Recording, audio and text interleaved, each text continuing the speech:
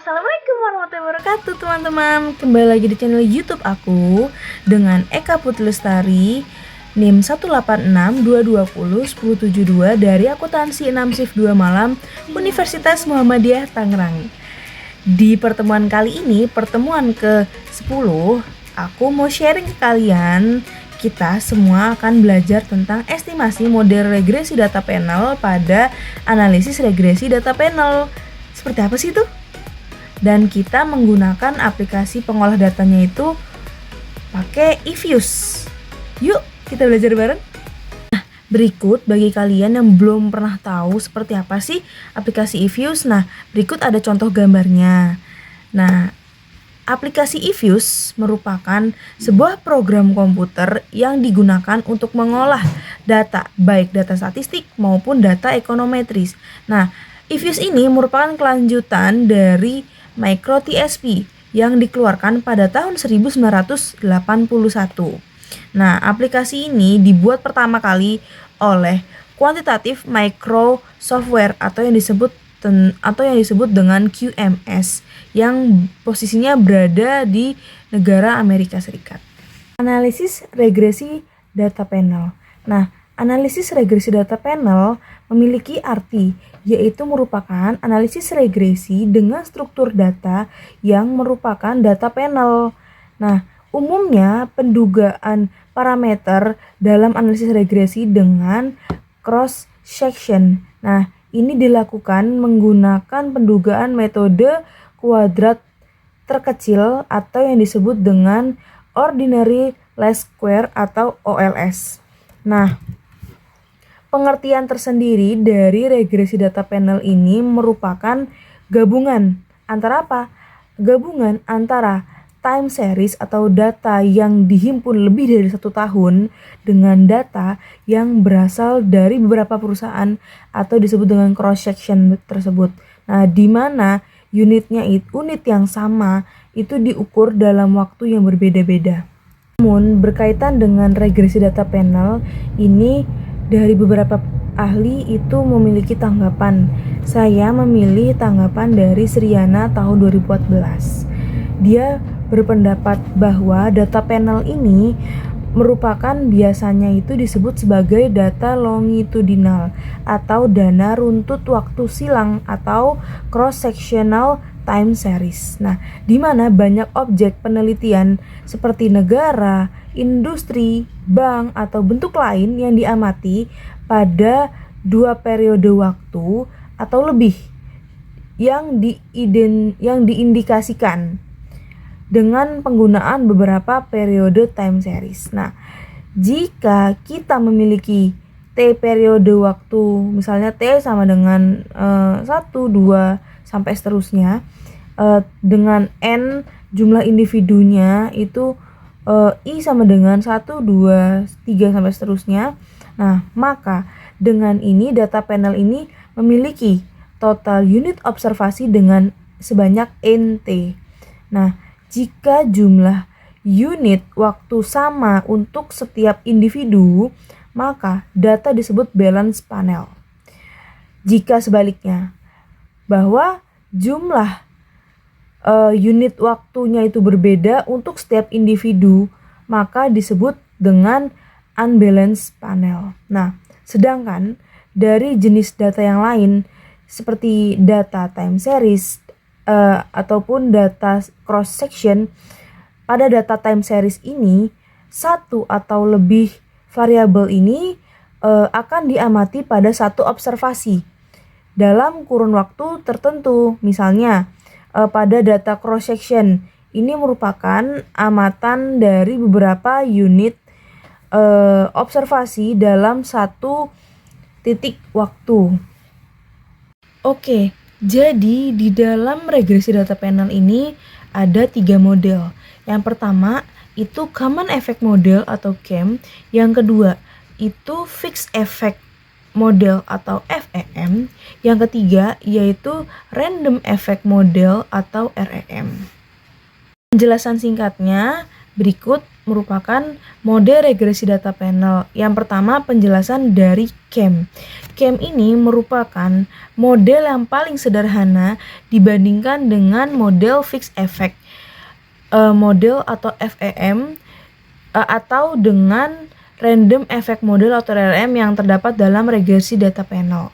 Sedangkan di dalam pengertian fixed effect model atau FEM, ini merupakan mode regresi data yang menunjukkan adanya perbedaan konstanta antar objek dalam koefisien regresi yang sama. Sedangkan yang terakhir, pengertian dari random effect model atau REM ini merupakan perbedaan intercept dan konstanta yang disebabkan oleh residual atau error sebagai akibat perbedaan antar sampel dan periode waktu yang terjadi secara random. Oke teman-teman, berikut tutorial untuk analisis regresi data panel. Nah, sebelumnya aku sudah mempersiapkan datanya. Berikut datanya yang sudah saya persiapkan. Ada size, ROA, DAR, NPF, sukuk, ISR. Dan untuk mengolah datanya menggunakan software eFuse. Nah, eFuse yang saya gunakan, saya pakai eFuse yang tipe 10. Nih, lanjut kita buka.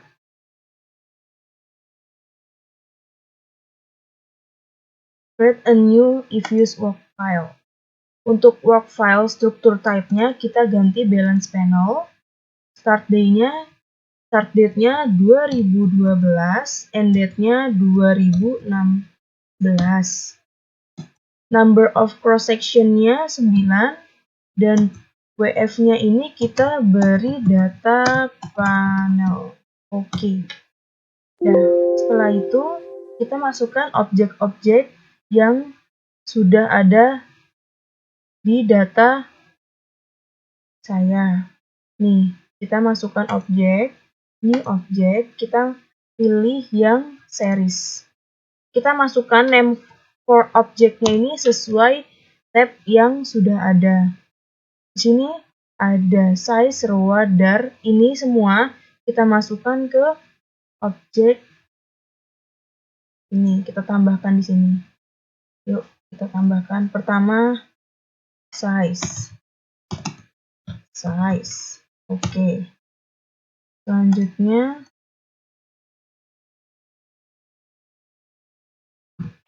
ROA. Selanjutnya series.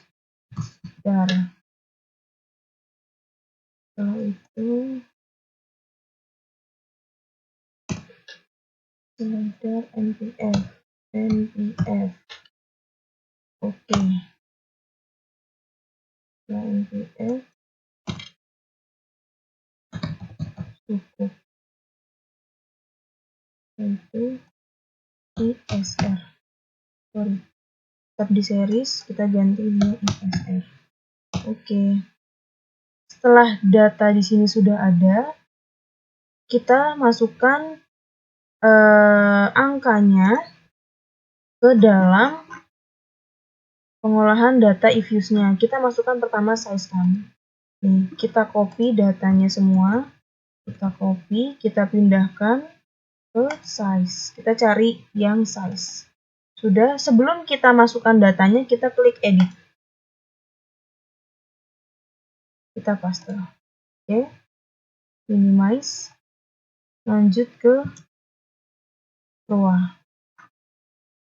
Kita pindahkan semua datanya. ROA.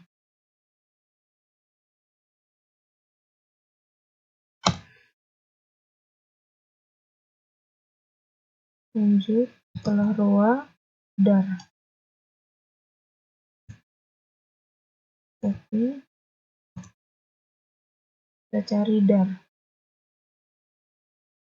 Edit. Paste. Setelah DAR, NPF. Copy.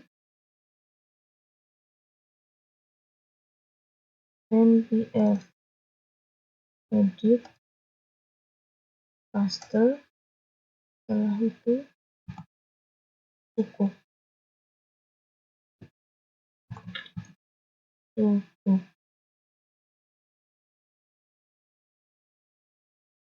paste,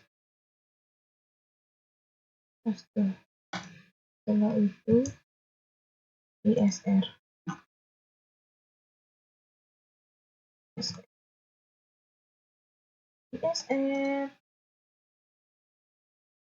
edit, oke, paste.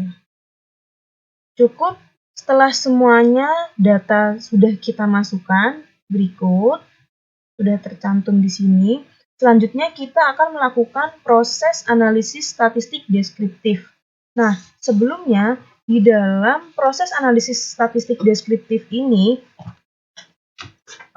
memiliki data yang ada itu.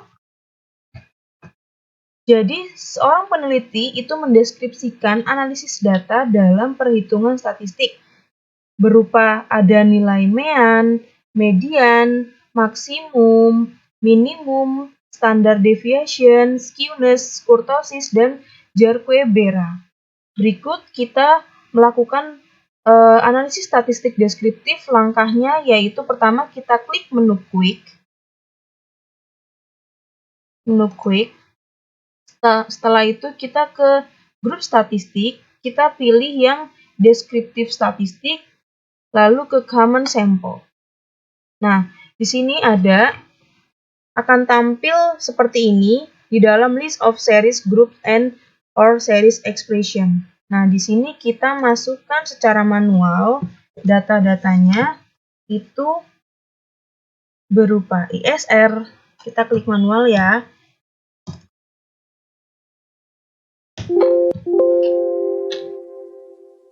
Size spasi roa spasi dar spasi npf spasi suku. Setelah itu, setelah sudah kita masukkan semua, kita pencet klik OK. Nah, berikut ada tampilan hasil outputnya, ya kan? Jadi di dalam mean ada mean, median, maksimum, minimum, standard deviation, skewness, kurtosis, Jar-Quebera, dan probability. Nah, di sini kita menjelaskan bahwa jumlah datanya yang kita gunakan dalam meneliti ini tuh ada 75 data dari mean tersendiri. Mean ini merupakan rata-rata, di mana rata-rata ini diperoleh dengan menjumlahkan seluruh data, lalu kita membaginya dengan cacah data. Nah, dari nilai mean ini terbesar dialami oleh size, yaitu sebesar 16,39022. Sementara dari roanya ini memiliki nilai mean terkecil yaitu sebesar 0,013160. Selanjutnya median. Median merupakan nilai tengah, yaitu rata-rata dua nilai tengah bila datanya itu genap. Nah, bila datanya itu diurutkan dari yang terkecil hingga yang terbesar. Nah, median ini dialami, maksudnya median terbesar ini dialami oleh variabel yang size dengan nilai sebesar 16,46000. Selanjutnya, di variabel sukuk ini memiliki median yang terkecil sebesar 0,000000. Selanjutnya di maksimum. Di maksimum ini memiliki pengertian merupakan nilai yang paling besar dari data. Nah, maksimum terbesar ini dialami di variabel size dengan nilai 18,18000. Sementara variabel dari roanya ini memiliki maksimum terkecil sebesar 0,038100. Selanjutnya di minimum. Minimum ini merupakan nilai yang paling kecil dari sebuah data. Nah, minimum yang terbesar ini dialami oleh variabel size sebesar 14,29000. Sedangkan untuk variabel suku ini memiliki minimum yang terkecil sebesar 0,000000. Selanjutnya ada di dalam standar deviasi. Standar deviasi merupakan ukuran dispersi atau penyebaran data, di mana nilai data deviasi ini yang terbesar dialami oleh variabel size dengan nilai sebesar 1,075476. Sedangkan ini tuh berarti bahwa variabel LDR ini memiliki tingkat resiko yang lebih tinggi mengalami perubahan dibandingkan dengan variabel yang lain selama periode penelitian. Sementara untuk ROA ini mempunyai nilai resiko yang paling rendah, yaitu sebesar 0,010404. Hal ini menunjukkan bahwa variabel ROA ini selama periode penelitian ini mengalami perubahan yang tidak terlalu fluktuatif. Selanjutnya di skewness. Skewness merupakan ukuran asimetri distribusi data di sekitar mean. Nah, skewness dari suatu distribusi simetris adalah 0, di mana positif skewness ini menunjukkan bahwa distribusi datanya ini memiliki ekor panjang di sisi kanan, dan negatif skewness ini memiliki ekor panjang di sisi kiri. Di mana untuk variabel DAR di dalam skewness ini dan sukuk memiliki nilai di atas 0 semua, yang berarti bahwa asimetri distribusi data di sekitar mean ini tidak normal. Sedangkan untuk variabel ISR, size, ROA, dan NPF ini memiliki nilai di sekitar 0, di mana yang berarti bahwa asimetri distribusi data di sekitar mean bersifat normal. Selanjutnya di dalam kurtosis. Kurtosis ini mengukur ketinggian dari suatu distribusi, di mana kurtosis suatu data ini berdistribusi normal yaitu 3. Apabila kurtosis ini melebihi 3, maka distribusi data ini dikatakan leptokurtis terhadap normal. Apabila kurtosis dari 3 kurang dari 3, maka distribusi ini maka distribusi datanya datar dibandingkan dengan data berdistribusi normal. Nah, untuk variabel DAR dan sukuk memiliki nilai kurtosis yang lebih dari 3, 4,342 dan sukuknya 7,125. Ini yang berarti bahwa ketinggian distribusi data ini tidak normal. Sedangkan untuk variabel ISR, size, ROA, dan NPF ini memiliki nilai kurtosis kurang dari 3, yang berarti bahwa ketinggian distribusi data ini bersifat normal. Selanjutnya di dalam Jarque-Bera. Di dalam Jarque-Bera ini merupakan uji statistik untuk kita mengetahui apakah data ini berdistribusi normal. Nah, di dalam uji ini kita bisa mengukur perbedaan antara skewness dan kurtosis datanya dan dibandingkan dengan apabila datanya ini bersifat normal dengan nilai H0 pada data berdistribusi normal. Apabila uji Jarque-Bera ini berdistribusi X kuadrat dengan derajat bebas, di mana degree of freedom sebesar 2. Selanjutnya di dalam probability. Probability ini menunjukkan kemungkinan bahwa nilai dari Jarque-Bera ini melebihi dalam nilai absolut atau nilai terobservasi di bawah hipotesis 0. di mana nilai probabilitas yang kecil cenderung mengarah pada penolakan hipotesis nol di distribusi normal, di mana nilai probabilitas ini dengan variabel di ISR ini sebesar 0,479723 dengan nilai size, variabel size ini sebesar 0,405041 dengan NPF ini sebesar 0,747517. Ini lebih besar dari A-nya ini 5%. Maka kita tidak dapat menolak H0 karena datanya ini berdistribusi normal. Nah, normal atau tidaknya suatu distribusi data di dalam menganalisis statistik deskriptif ini tuh tidak membuat suatu penelitian ini dikatakan gagal untuk dilakukan. Sedangkan di dalam analisis statistik deskriptif ini digunakan hanya untuk melihat gambaran distribusi data yang akan diteliti saja. Kita akan melakukan estimasi model regresi data panel.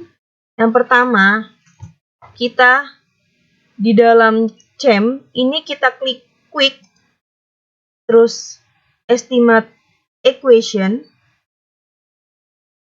ya, ketik persamaan yang akan diestimasi. Di specification ini kita klik secara manual. Pertama ISR spasi C spasi size.